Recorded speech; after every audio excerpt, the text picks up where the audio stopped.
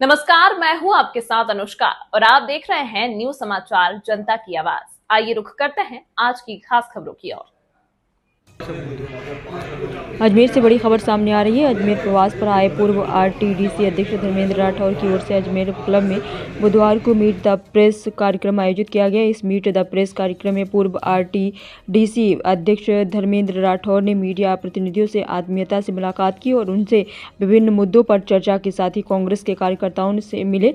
वहीं meet the press कार्यक्रम के अवसर पर पूर्व आरटीडीसी अध्यक्ष धर्मेंद्र राठौर ने होटल खादिम का नाम बदलने, अजमेर के पेयजल व सड़कों की समस्या, राजस्थान सहित देश भर में हुए उपचुनाव और महाराष्ट्र व झारखंड विधानसभा चुनाव के मुद्दों पर मीडिया से खुलकर बातचीत की। उनके सवालों के बेबाकी से जवाब देकर भाजपा सरकार और भाजपा नेताओं को कटघरे में खड़ा कर दिया। पूर्व आरटीडीसी अध्यक्ष धर्मेंद्र राठौर ने मीडिया से बातचीत में होटल खादिम का नाम बदलने पर कई सवाल खड़े किए, भाजपा सरकार पर जमकर प्रहार किए। उन्होंने कहा कि भाजपा सरकार ने बरसों पुरानी होटल खादिम का जो नाम परिवर्तन कर होटल अजय मेरू कर दिया है। होटल का नाम बदलने से पहले भाजपा सरकार को अजमेर वासियों की भावना को भी जानने की कोशिश करनी चाहिए। किसी धर्म विशेष के नाम को टारगेट करना कतई उचित नहीं, क्योंकि अजमेर गंगा जमुनी तहजीब का शहर और अजमेर चौहान वंशज की कर्म भूमि है। यहाँ सभी धर्मों के लोग बरसों से सांप्रदायिक सौहार्द के साथ रहकर मिसाल कायम कर रहे हैं। मेरा यही कहना है कि अगर भाजपा के नेता वाकई विकास की बात करते हैं तो होटल खादिम का नाम बदलने के बजाय नई अजय मेरू होटल बना देते हैं। इससे भाजपा का विकास भी देखने को मिल जाता है। जब मैं अशोक गहलोत सरकार में आरटीडीसी अध्यक्ष के पद पर था, तब जो आरटीडीसी होटल बंद होने की कगार पर थी और कर्मचारियों का मनोबल टूट चुका था, हमारी सरकार ने अरबों रुपए की योजना से प्रदेश की आरटीडीसी होटलों का जीर्णोद्धार करवाया और होटलों की काया पलट कर दी है। जो होटल बंद होने के कगार पे थे, अब वो सरकार की कमाई का जरिया बनी है। आरटीडीसी के अजमेर होटल खादिम और पुष्कर सरोवर इसका उदाहरण है। ये होटल अब पर्यटकों की खास पसंद बन गई है। आरटीडीसी के कर्मचारियों को ओपीएस का भी लाभ दिया है, जो हमारी सरकार का ऐतिहासिक कदम है। तो आइए देखते हैं आगे की रिपोर्ट। अजमेर जिले में जो केकड़ी और ब्यावर बाद में जिला बना, अगर संयुक्त जिला कहा जाए तो हमारे कांग्रेस पार्टी के मात्र एक विधायक जीते हैं इस संगठन से, बाकी 7 विधायक भारतीय जनता पार्टी से ही जीते। तो उन पे जनता ने भरोसा किया, ये सोच के किया कि भाई अजमेर जिले में पानी की सबसे बड़ी यहाँ किल्लत है। और जब से सरकार ये बनी है, यहाँ के जो जनप्रतिनिधि हैं, जितने भी मंत्री जी हों और चाहे सारे जनप्रतिनिधियों ने एक बात कही कि हम अजमेर की पानी की जो पीने की समस्या है उसका समाधान करेंगे।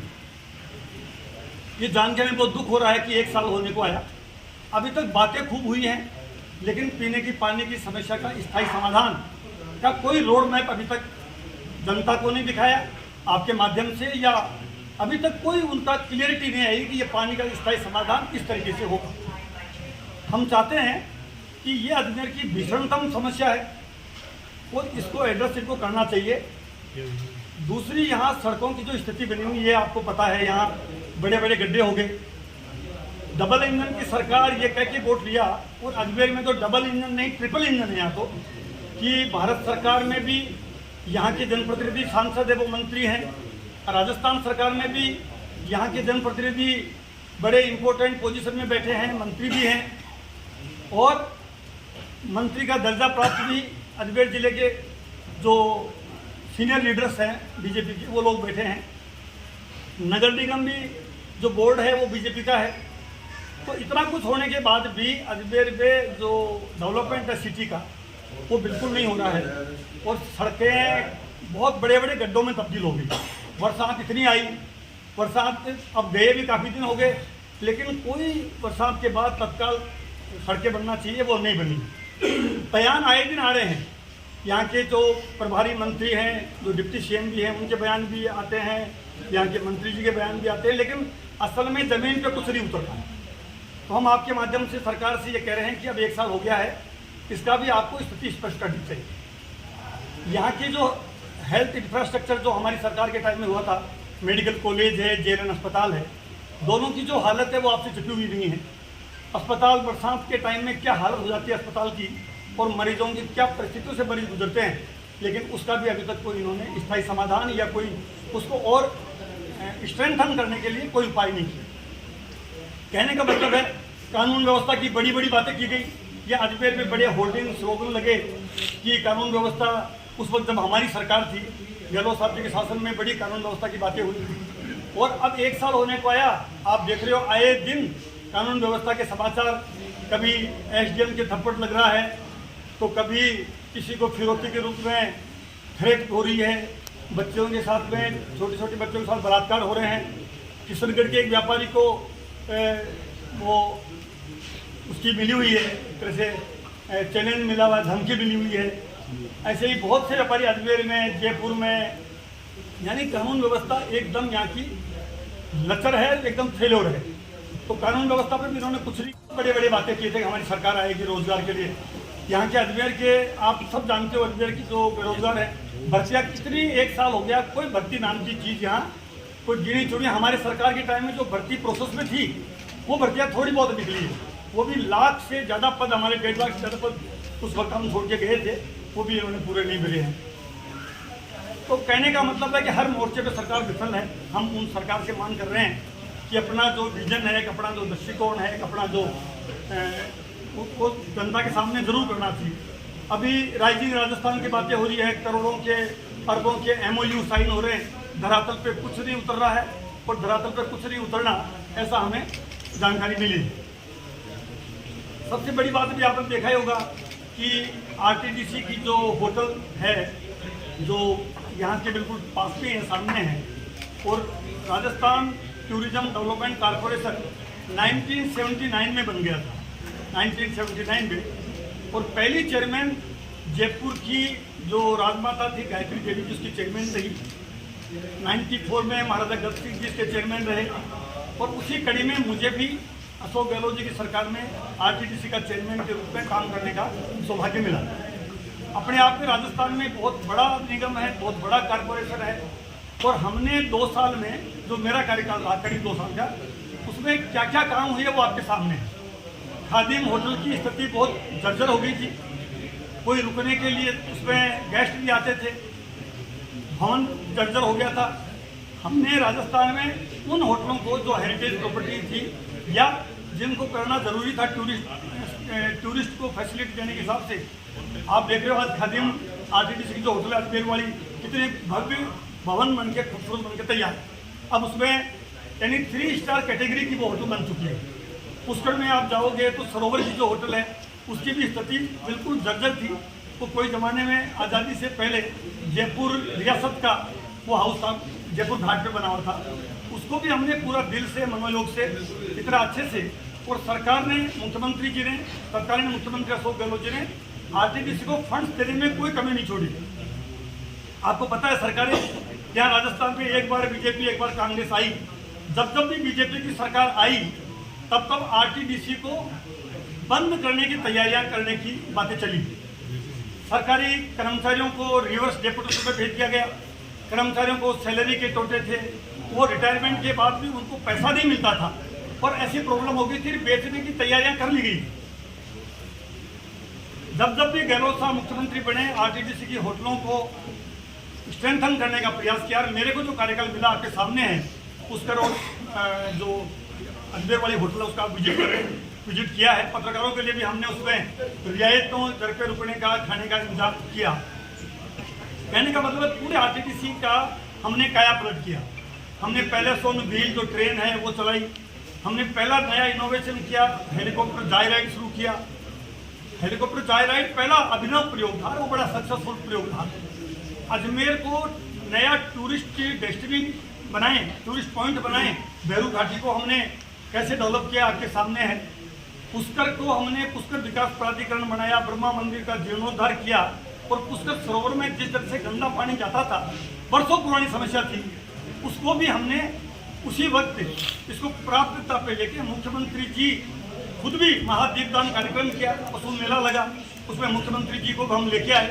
सारे अजमेर वासी बहुत खुश थे, सारे पुष्कर वासी बहुत खुश थे। ये सरकार सनातन की गाय की बात करती है, लेकिन आप देख रहे हो कि पुष्कर का भी अभी 1 साल हो गया है, पुष्कर के बारे में भी इनका कोई दृष्टिकोण, बातें जरूर चल रही है कि हम ब्रह्मा कॉरिडोर बना रहे हैं, उसको कैसे बनाएंगे, कैसे करेंगे, लोगों को जो वहाँ ऑलरेडी बसे हुए लोग हैं उनको रिहेबिलिट कैसे करेंगे, मुआवजा देंगे कि नहीं देंगे, तोड़ फोड़ होगी कि नहीं होगी, बातें हो रही हैं लेकिन असल में कुछ हो नहीं रहा है। इतना बड़ा काम हमने किया, हमारे उम्मीद थी और अजमेर की जनता को उम्मीद थी कि भाई अब यहाँ अजमेर में टूरिस्ट के लिए और आरटीडीसी की होटलों को और ज़्यादा एक्सटेंशन किया जाएगा, लेकिन वो न करके केवल होटल जो खादिम का नाम बदला गया, और बदलना कोई बुरी बात नहीं है, सरकारों का अधिकार है नाम बदला जाए, लेकिन बदलने के पीछे जो नियत है वो मुझे हमें इतनी पवित्रता उसमें नजर नहीं आती। अगर आपको होटल और बनानी चाहिए, हमारी तो ये मांग थी कि एक 5 स्टार होटल आरटीडीसी की और नहीं बनाते और फिर उसका नाम अजमेरू करते तो वो ज़्यादा बेटर होता। होटल की डिमांड है, पुष्कर में बड़ी बड़ी 5 स्टार होटलें आ रही हैं, तो ये जो हमारा जो विरासत थी, हमारा जो नाम था ऑलरेडी, वो नाम को कोई दिक्कत नहीं होनी चाहिए। और वोट लेने की राजनीति की खातिर आप ये अजमेर ऐसा शहर रहा या गंगा जमनी तहजीब का है, यहाँ सब हिंदू मुस्लिम सिख ईसाई पारसी जैन सब मिलकर रहे हैं। आप जानते हो कि अजय पाल चौहान साहब ने अजमेर शहर को बसाया, अजमेर को बसाया, और तब से लेके अब तक यहाँ बहुत ही भाईचारे के साथ लोग रह रहे। उनका इतना बड़ा नाम है, जो संस्थापक थे अजमेरू के, अजमेर के जो संस्थापक थे अजय पाल चौहान, तो उनके नाम से ये कोई बड़ा प्रोजेक्ट लेके आते। ये बड़ी होटल जो 5 स्टार कैटेगरी के अजमेर में कोई होटल है भी नहीं, अगर आरटीडीसी या राज्य सरकार वो होटल खोल के उनके नाम से करती तो हम समझता ज़्यादा बेटर होता। वो न करके, और आप अब चूँकि इनका विजन जो है वो विकास का तो है नहीं, जो होटल अच्छी बना दी, तैयार कर दी, पुष्कर के होटल को भी अच्छा कर दिया, या हमने पुष्कर को भी काफ़ी हम विकसित किया, यहाँ इंटरनेशनल गोल्फ कोर्स हम ला रहे हैं, यहाँ पे इतना बड़ा हमने प्रोजेक्ट जैसे कोटा में धारीवाल जी ने मार्क किया, कोटा का डेवलपमेंट, ऐसी हमारी मंशा थी, ऐसा हमारा प्लान था पुष्कर और अजमेर को डेवलप करने का, तो वो काम नहीं करके और ये नाम परिवर्तित करने की पता नहीं क्या परंपरा इन्होंने शुरू की है, ये दुर्भाग्यपूर्ण है, ये इनको नहीं करना चाहिए यार। इसमें तो कम से कम राजनीति बिल्कुल नहीं करनी चाहिए। दूसरी जो बात मैं कह रहा हूँ कि इतने जनप्रतिनिधि अजमेर में जो हैं वो पहले कभी नहीं रहे, सरकारों में है, तो उनको तो अजमेर को कोटा से ज़्यादा बढ़िया चमका देना चाहिए।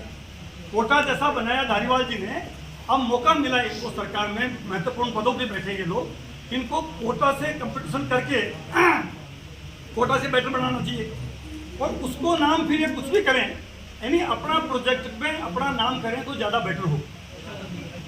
दुर्भाग्य की बात है कि कभी इंदिरा रसोई गैस का नाम बदल देते हैं, पहले राजीव गांधी भवन थे, उनका नाम इन्होंने अटल भवन रख दिए।